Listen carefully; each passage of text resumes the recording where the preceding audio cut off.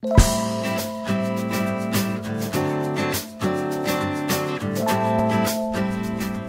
une chaise.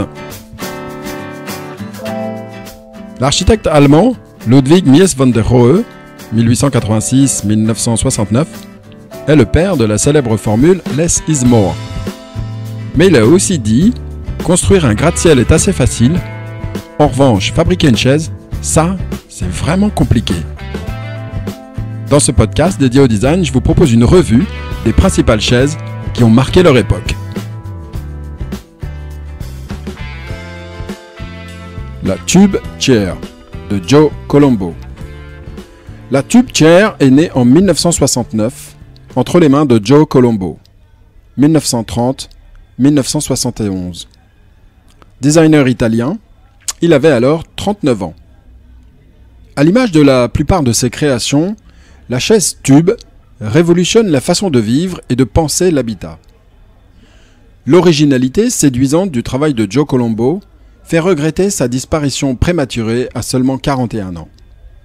Consolation toutefois, son œuvre lui survit grâce à Ignazia Favata au sein de l'agence Joe Colombo. Elle supervise entre autres l'édition d'une 50aine d'objets conçus par le designer prolifique. Au cœur du travail de Joe Colombo, on retrouve souvent l'idée de la modularité et de la flexibilité. Le tube en est une parfaite illustration. Les 4 tubes gigognes qui se rangent les uns dans les autres, à la façon de poupées russes, peuvent être assemblés de plusieurs façons. De la position assise dos droit à la position allongée comme sur une chaise longue. C'est du jamais vu pour l'époque. Encore aujourd'hui, la chaise tube a une place complètement à part dans l'histoire du design. À noter qu'une fois rangés dans leur sac en toile, les tubes ne prennent quasiment pas de place et peuvent être transportés facilement. La Tube Chair pouvait ainsi pratiquement être vendue sur un linéaire de grands magasins. Chaque tube est fabriqué selon la technique de plastique moulé sans soudure, ce qui renforce leur résistance.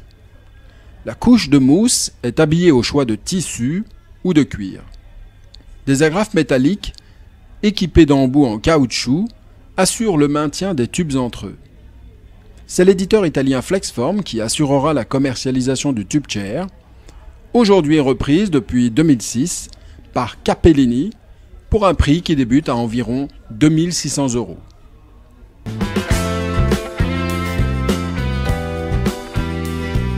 Dans le prochain épisode, nous restons en Italie. À bientôt et vive le design!